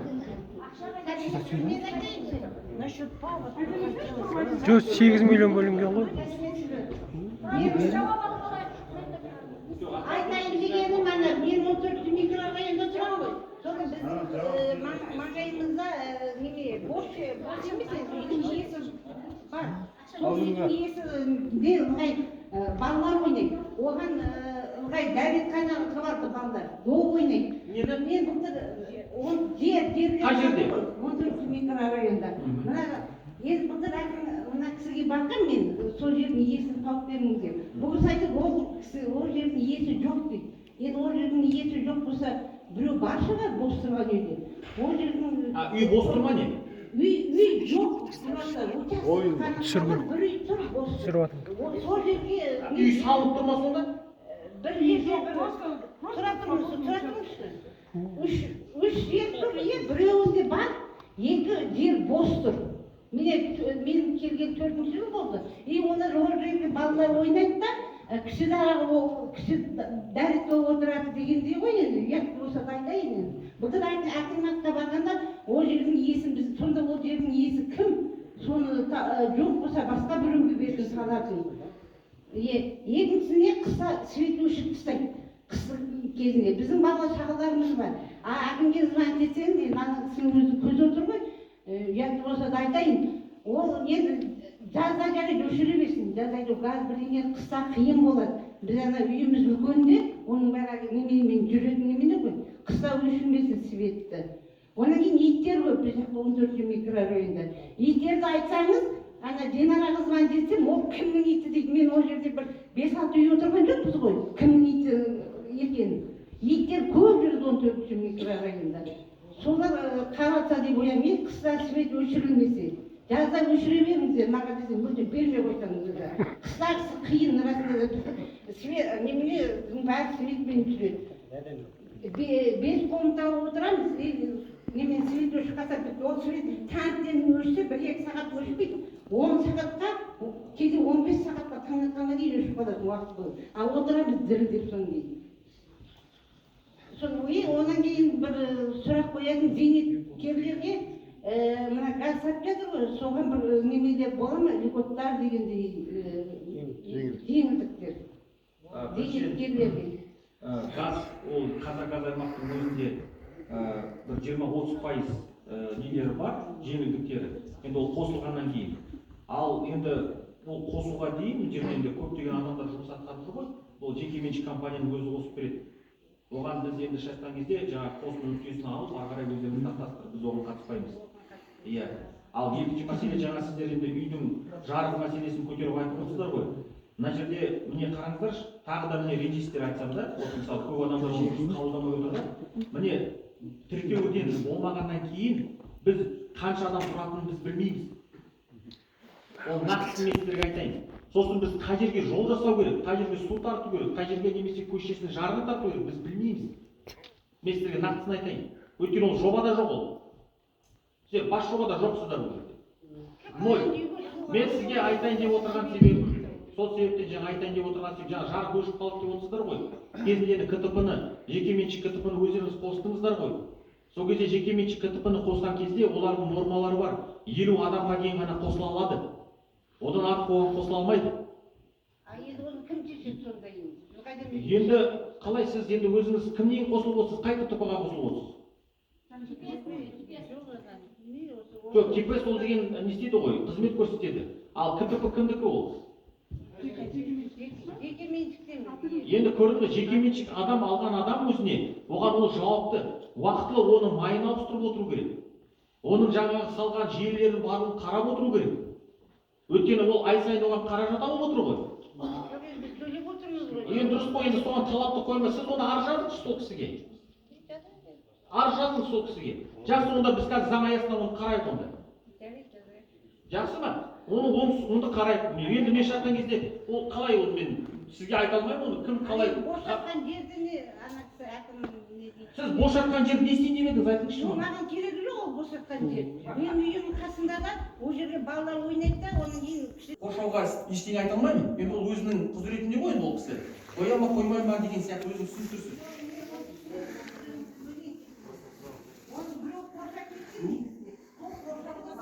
Құрбан айттарыңыз қабыл болсын. 23 жылдың апрель айында Қоянды осы қаланың ауылдың ішінен екінші мектептің ар жағынан жер сатып алғанмын. 1.700.000 теңгеге. Енді сол жер саяжай деп аталады екен. Мен оны точно білмеймін. Бірақ анда кейін құжаттарды қарап ақтарып былай жан-жақтан сұрастырғаннан кейін барып біліп жатырмын. Енді қазір сол жерге тұрғын үй салуға рұқсат бересіздер ма? Жоқ. Сарқарғали бұл кісілер біздің чатта бар. түсіндіріп айтылған. Бұл саяжай, садоводческое общество, сіздер или мал бағуға, или егін егуге ғана ол жерге ешқандай инфраструктура бармайды. Газ, свет. Ол болмайды, мен сізге айтып отырмын. Ал енді соған. Иә. Көтір звондады, кірет секілді. Сол бұл дақшымады, тұрасымады, жоқ, ауылдың шетінде дейді. Жоқ, ана кісілер бұлар алдап тұр ғой, ауылдың шетінде ешқандай датчик болмайды. Бұл ертең сіздер ауылдан қосып бере саламыз. Не, мен сіздерге Ал енді айттым ғой. осыны сотқа беруге бола ма? Иә, әрине болады. Бірінші қараңыздар, мен сіздерге басында айттым ғой. Жерді сатып алған кезде міндетті түрде қараңыздар деп айттым мен сіздерге бастан бастап. Қараңыздар, оның қандай бағыт бағдары бар. Жер кодексінде нақты жазылған, өздеріңіз білесіздер. Ол енді саяжай болатын болса, ол жерде мысалы күрделі үй салуға болмайды, ИЖС салынбайды ол жерге. Көрдіңіз бе? Ертең Құжат бермейсіздер, иә? Оған біз бере алмаймыз. Оған біз инфраструктура да бере алмаймыз сіздерге. Әрбір адам, мына бізде Нұрлы деген ауыл бар, өздеріңіз білетін боласыздар. Олар басында саяжай болған, бірақ кооператив құрып, өздері ақша жинап, жолдарында, суларында, жарықтарында өздеріне тартып алған. Өйткені біз болғаннан кейін біз оған ақша сала алмаймыз. Бізде норма бойынша біз оған берілмейді ол. Көрдіңіз бе? Онда шектеу бар бізде. Сонда ешқандай инфраструктура бармайды ол жақта, иә? Су, свет дегендер болмайды. Сол себептен ғой мен барлықтарына сегментация түгелі шектеу қойып тастап отырғаным жерге. Көрдіңіз бе? Ал адамдар Ау! Кипас дейсіз бе? Ол кипас жоқ қой бұнда. Ассалаумағалейкум барлықтарыңызға. Мына тағы бір проблема туралы айтайын деп едім. Қоянды ауылымызда көп халыққа бар проблема толықтың проблемасы. Осыған дейін бәрімізде кипеске болған. Кезінде қойылған ағаш столбармен болды. Кейіннен оны акиматтың құзырына ауыстырды да бетонный столбар қойды, кішкене жаңартты, жақсартты, істеді. Но бірақ бүгін аварийный ситуация болды. Желден ба, білмейміз қандай ситуацияда болған, кабельдер үзілді ма, бір-біріне замкание болды ма, белгісіз. Сөйтті да үйдің ішіндегі, бір емес, екі емес, 4-5 үйдің ішіндегі заттар, газ плита, холодильник, телевизор, даже кабельный келіп тұрған Wi-Fi-ның приборлары бәрі күйіп кетті. Енді ауылдағы жауапты кісілерге бардық, электриктерді жіберді, электриктер айтады, біз столға шығатын затымыз жоқ дейді. Ал соның мен акиматқа сағат 11-де бардым, қазір сағат 5 болды. 6 сағат сол тоқтың артында жүр. Оған кім жауап береді? Біз тоқтан бір жаңағындай ситуация, аварийный ситуация болған кезде звондайтын адам жоқ даже. Оған тоққа жауап беретін адам жоқ. Мен сұрадым, жауап электрик бар ма? Или болмаса біз кімге бар? Осы жайында сөйлесуіміз керек десем, қазір тоқтың жаңағы бір ситуация болатын сияқты ешкім жауап бермейді оған. Мен сізге жауап берейін. Сіз бірінші кезекте Шегебаевтың жерінде емес пе, иә? Апай еліктір. Түсінікті, иә. Ол мына жерде былай ғой. Сіз өзіңіз бірінші неге КТП-ға біздің заңсыз қосылып алғансыз ғой өзіңіз? Жоқ, кезінде біз ешқандай заңсыз ештеңе болмаған. Мен сізге айтайын, өткені қараңыз. 3-4 үй болатын болса да ертең таңда ол... Мен сізге айтып отырмын, қараңыздар, тағы да. Алдында ретінде 3 үйдің свет жоқ жерде газ пеш өртенді дейді, интернеттің тағы өртенді дейді, отау түйе өртенді дейді. Енді дұрыс қой, қараңыз, КТП-ның күш қуаты жетпей жатыр ғой, соны түсінбейсіз бе сіз? Мен сізге айтайын, оған 1 адам болсын, 2 адам, 3 адам, 4 адам қосылса да, ол оның өзінің шегінде тұр емес пе? Мен сізге айтып отырғаным, ол мына жерде күлетін ештеңе емес. Ертең таңда ол мен сіздерге айтайын, ертең таңда барлық жарықсыз қалуы мүмкін. Сіздер соны дұрыс түсініңіздер. Ол қазіргі таңда мен сіздер түсіндік, енді сіздер бізді түсініңіз. Біз жаңағы өз кезінде ол жердің жаңағы тоғын через КПС арқылы төлеп келдік, оплаталарын бәрін. Соларға жауапты болды осыған дейін. Ал қазір бізге ешкім жауап бермейді. Енді қараңыз, мен сізге айтамын, сіздер онда жоқсыздар, біріншіден рас. Екіншіден, КПС ол жекеменшік, ол бізге ешқандай қатысы жоқ. Мен сізге тағы да айтайын. Мен КПС үшін сізге жауап бере алмаймын. Иә, түсініп тұрмын. Сіз КПС үшін жауап бермейсіз. Бірақ КПС соңғы рет мен хабарласқанда айтты. Біз қазір заказчик емес, подрядчик емеспіз. Біз бүкіл заттарымызды алдық, бәрін акиматқа өткізіп тастадық. Ендігі жаттарға акимат өзі жауап береді деді. Сол ретінде хабарласқанда. Мен сізге тағы да айтайын, акимат ондай мәселеге жауап бермейді, тағы да айтайын. Мен сізге түсіндіріп айтып отырмын ғой. Мен сіз қалай қосқаныңызды мен білмеймін. Қазіргі таңда Султан Зекенович, возьмите, пожалуйста, выйдите и изучите. Если незаконно подключены, и как они подключились, вы посмотрите. Это вопрос очень серьезный. Өйткені сіз тех условия алған жоқсыз, біз сізге берген жоқпыз оны. Жоқ, менде үйінің бүкіл документтері. Сіз жобасыз үй салыпсыз. Ауылда әкімшілік өзі дұрыстап қазір тартып кеткен. Жақсы. Біз қазір таңда барлығын қарайықшы. Жақсы, біз қарайық. Қазір үштен светі жоқ. Біреуінің газ пеші өтініп кетті. Интернет кәмі өтініп кетті. Оны кім жауап береді? Жақсы, мен жоқ, сіз қазір таңда. Жақсы, біз қазір қарайық заңдылығын. Сосын кімге қалай жауап береді, сол жерде шешеміз. Қазір онда міне бірге шығыңыздар, барыңыздар, қазір қараңыздар. Жақсы ма? Техникалық шартын, кімнен алғанын, қалай қосылғандарын, кім тартқанын бәрін шығарыңдар бері. Түгел шақырыңыздар, шығарыңыздар бері. Енді соны айтып отырмын ғой мен сізге. Енді соны не істеп отырмын да, көрдіңіз ба? Мен енді мына жерде қараңыздар. Адамдар міне өздеріңіз КТП-ны міне жекеменшік қойдыңыздар, 150-200 адамға дейін қосып алдыңыздар. Ол тек қана айтып отырмын ғой, 50 адамға дейін ғана қосылу керек. Болды, бітті. Оның арқасы сіздер қоса алмайсыздар. Ертең таңда міне басқа да шауып қосылса да элементарно ол өшіп қая береді. Сонда 200 адам мысалы өзіңіз ойлаңызшы, 200 адам жарықсыз қалуы мүмкін, оның ішінде барлық күй кетуі мүмкін. Мен айтып тұрғаным бұл жерде жаңағы заңсыз қосылу, болмаса артық қосылу емес. Столдың масштабы кабельдер некачественный жасалғанда сол жерде замкание болып, үйдің ішіндегі заттар өртеніп, мен соны айтып отырмын ғой, қазіргі таңда біз білейік, оны әкімдік істей алмайды ондай нәрсені. Маған электр айтады, мен столыма шығатын затым жоқ, 5 сағат болды күтіп жүрмін. Мен сізге айтып отырмын ғой тағы да. Біз оны істеген жоқпыз. Әкімдік оны істеген жоқ. Әкімдік жасайтын болса тек қана жобамен ғана істеп береді. Мен сізге тағы да айтамын, міне еңкол өздеріңіз көріп отырсыздар ғой. Бірінші кезеңде, екінші кезеңде. Біз тек қана заң аясында жұмыс атқарамыз. Қашаннан бері бәрі заң аясында болып кетті. Сіз қай жерде отырып отырсыз? Ақшаларды, маған кредит болсын, маған 120 теңге қосып берсін дейді. Соны өзі қандай қалады? Сіз өзіңіз үшін жауапкершілік шешін. Мен қайдан білейін, оның алдында қалай болды, кім қалай алды. Мен сізге оны айта алмаймын. Бірақ қазіргі таңда міне өздеріңіздің айтып отырған сұрақтарыңыз сол. Міне мен сіздерге айтып отырғаным сол. Қазіргі таңда енді сіз сұрақ қойдыңыз, аяғына дейін тыңдаңыз. Мен сіздерге айтып отырған себебім, міне қазіргі таңда сіздер өздеріңіз 2025-те аректі сұрағансыздар. Біз қосылуымыз керек деп. Соған қаражат бөліп жүгіріп жүргенім сол қазіргі таңда. Барлықтарыңыз өздеріңіз қосылып алыңыздар. Барлықтарыңыз өздеріңіз нақты көрсеткіштеріңізден ақша төлеңіздер. Өйткені біз только айтып қой, только мы заплатили 400 миллионов и больше. 25-тің өзінде, қояндының өзінде. Ол жарықты кім ұрлап жатыр, қалай ұрлап жатыр? Біз неге ол 400 миллион теңге төлеуіміз керек? Вот әңгіме сонда тұр, көрдіңіз бе? Частникті кім берген? Енді соны айтып отырмын ғой, енді біз барлығын артқанын шығарамыз ғой қазір. Незаконный дестер, біз частниктен басқа кімге қосылу жерді сол кезде? Енді дұрыс қой, енді қараңыздар. Міне қараңыздар, сіздер заңды түрде, қараңыздар, тағы да айтамын. 50 адам, айтып отырмын ғой, 50 адамға дейін. Сіз тыңдап алыңызшы аяғына дейін. 50 адамға дейін, нақты түрде, міне қосылатын болса, 100-150 емес, 200 емес. Ешкім штаттан кезде ешқандай не болмайды деді. Өлшеуі немесе басқа проблема. Уақытылы майын ауыстырасың, құясың, ол автокөлік сияқты ғой міне. Колодкасын, оның жүргеннен кейін ауыстырасың, майын ауыстырасың, фильтрдің ішіндегі ауыстырасың. Тура сол сияқты, бұл жарық көзі. Тура сол сияқты көзінен мойнына алған адам, ол қосылуға ақша алуы сіздерден. Ол тура сол сияқты оны қарап отыру керек. Ол заң аясында солайына бекітілген ол.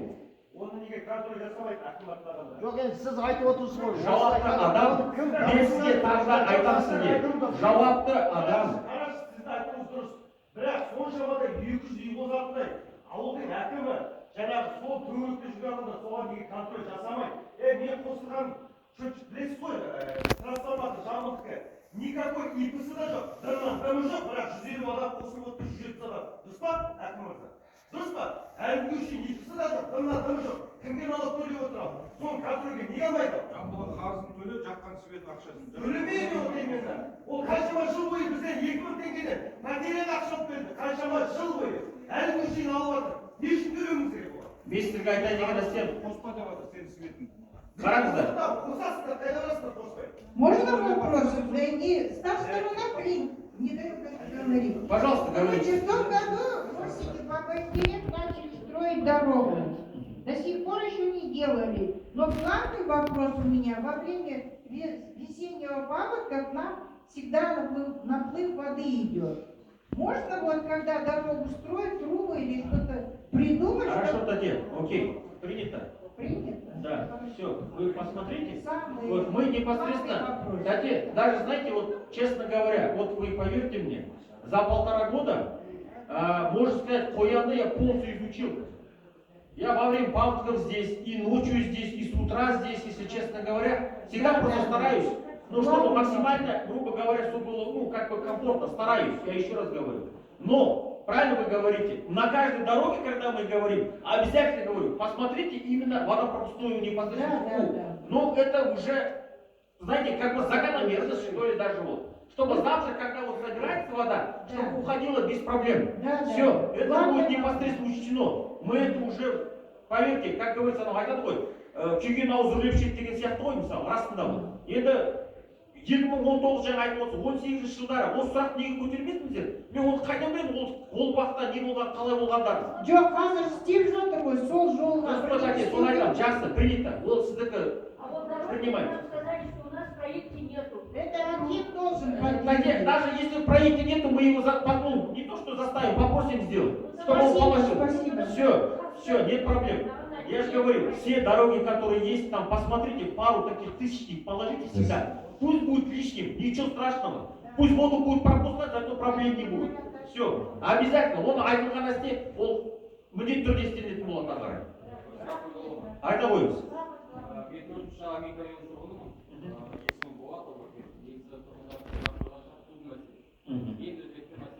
Ана 140 адамсыз ба? Иә, түсінікті.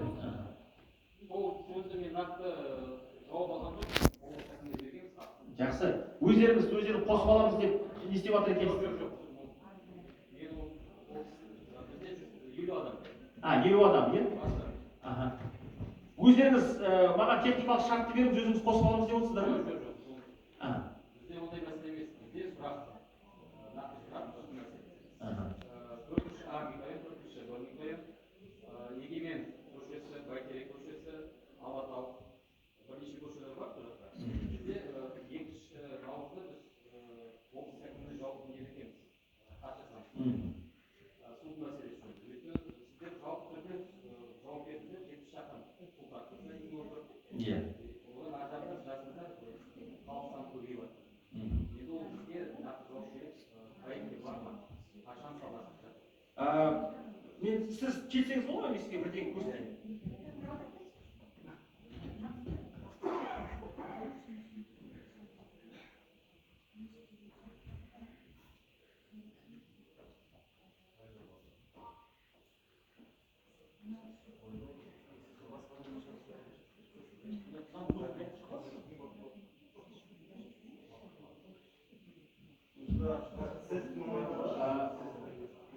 Сіз маманы бар ма?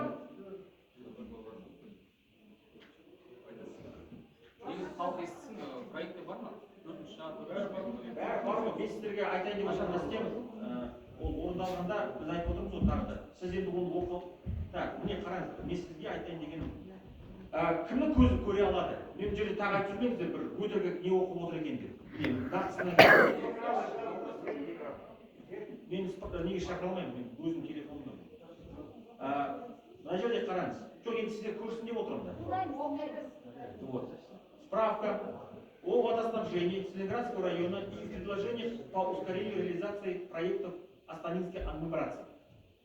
Обеспечение сел Коянды, Кошику и Тастак Целиноградского района Акмольской области централизованным водоснабжением является одна из наиболее острых проблем Астанинской агломерации. Все три объекта имеют действующие положительные заключения, государственные экспертизы и готовы к немедленному началу строительства. Единственным препятствием остаются перенесенные сроки финансирования. Мен бұны барлығымен кіргіздім. То есть, Қоянды екінші кезең 275 шақырым 12-де 1 миллиард. 12-де 1 миллиард. Конкретное предложение. Бұл проектті біздің микроөндірді. қоя 271 шақырым ғой, көрдіңіз бе? Мен не? Өткені айтайын деген нәрсем, мен бұны 2 апта бұрын кіргіздім ғой. Біз мына жерде сұрап отырғанымыз, міне, выделение 7,9 миллиардов тенге из резерва. В 2006 году позволит запустить все 3 проекта в текущем строительном сезоне и обеспечить питьевой водой десятки тысяч жителей. Промедление означает потерю сезона, ну это удорожание проекта и так далее, и так далее. Но мен айтайын деп отырған нәрсем сіздер ойламаңыздар, оның барлығынан жерде кестелмейді деп. Жаңа мен сіздердің айту нелеріңізге байланысты қарап отырмын да, өйткені мен түсінбедім, сіздердің позицияларыңыз маған ұнамай отыр. Мен сізге тағы да айтайын деп отырған нәрсем, қараңыздар, сіздер айтып отырсыздар, түстестірілмей жатыр деп қоямыздар. Мен онымен келіспеймін. Поликлиника бар, мектептеріміз бар, балабақшаларымыз бар, жол бар, көше жарығы бар, су бірінші кезең бар, екінші кезең кіргізіп отырмыз. Аллаға шүкір, барлығы көше жарығын жабылмайды ғой. мен сізге тағдайсыз, су, міне, мен сізге айтып отырмын, жақсы халықтың санын маған дәлелдеп беріңізші онда. Мен соған қатысты бірақ ауыз мәселелер прописка мен сізге айтып отырған нәрсем тағы да айтайын. Мен сізге тағы да айтайын. Жақсы, мен сізге тағы да айтамын. Мен сізге тағы да айтайын. Біріншіден, мен түсінбедім, енді сіз өзіңіз қай жақтан көшіп келдіңіз? Иә. Сіз Торғайда қай жерде тұрдыңыз? Торғай облысы жоқ қой. Қай жерде тұрсыз Торғайда? Жақсы, айта берем ғой. Разница есть. Айта ғой, жақсы. Жоқ, СБР бәрі бар. Жоқ, түсіндім. Ол енді уақыт керек қой. Жоқ, экспертизаны өтіп отыр ғой, дайын жоба. Мен жаңа айтып отырмын ғой сізге. Мен соны сұратып отырмын ғой. Резервтан маған 79 миллиард теңге осы үш жобаға беріңіздерші деп. Мен тыңдашы, ол ақша үкіметке берілгенше, 1 жыл өтті ме, 5 жыл өтті ме? Мен айтып отырмын сізге. Подвоз воды бола ма? Үйден су тасып берген де үкімет. Подвоз емес, ең басты БМК дұрыс сіздерде өздеріңіз су алатын жерлеріңіз бар таза сумен.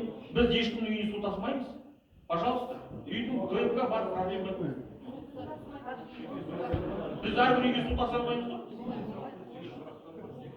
Жоқ, айта берсін, ешқандай не жоқ. Мен уақытым бар, мен ешқайда асып отырған жоқпын. Датымыз ассалаумағалейкум.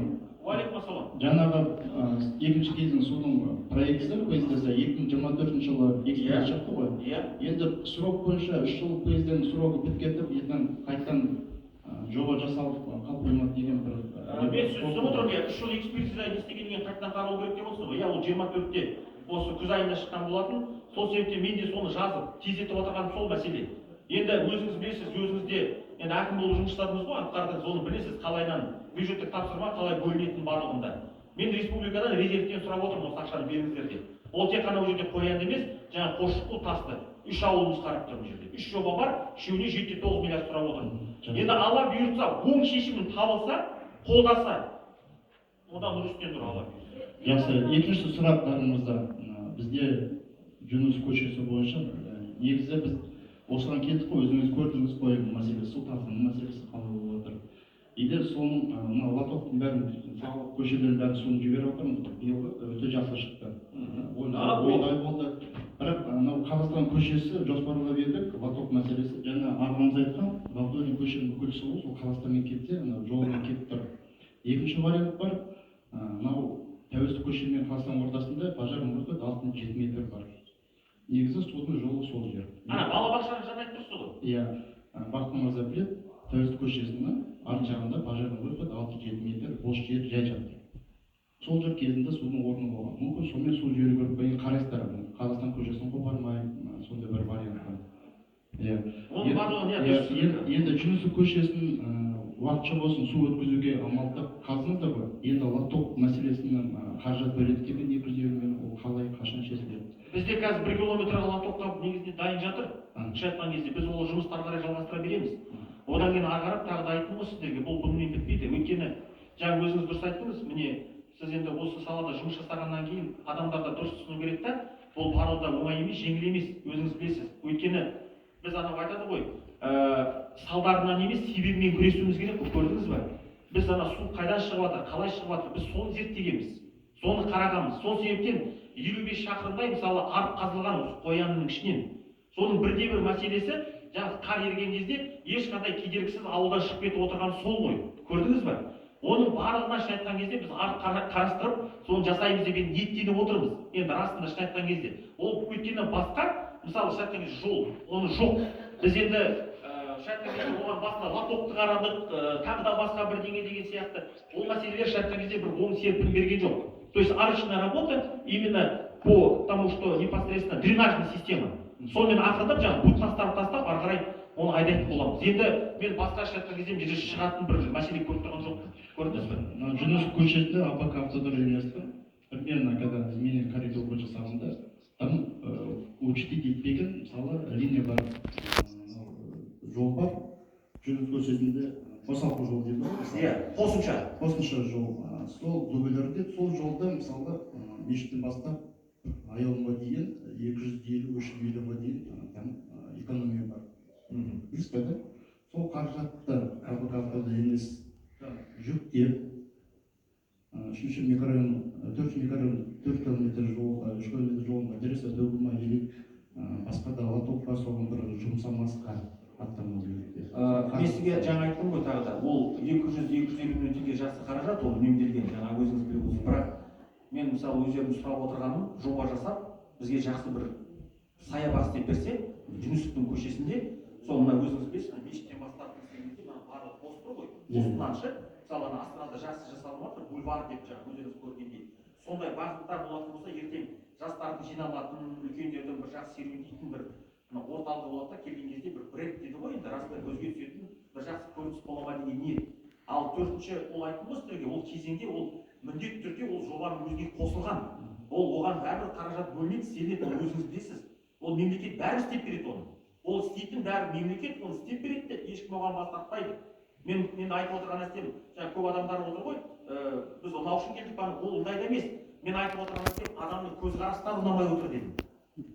Адамдардың көзқарасы, өйткені Аллаға шүкір тәуба барлық түгел не жасалынып жатыр, бірақ оны біз енді жоққа шығара алмаймыз ғой. Ол мүмкін емес қой ол. Сол себептен қазіргі таңда мына айттым ғой, дресва жағын біз шешіп қойдық. Міне кіммен ерекеңмен ақырындап реттеп, жоспарға кіргізіп, көшелер болатын болса, техникаларды бергізіп, ертең төсеп, мына кімдермен автодордан сұрап, катоктарын, грейдерлармен ары қарай дұрыстап аламыз деп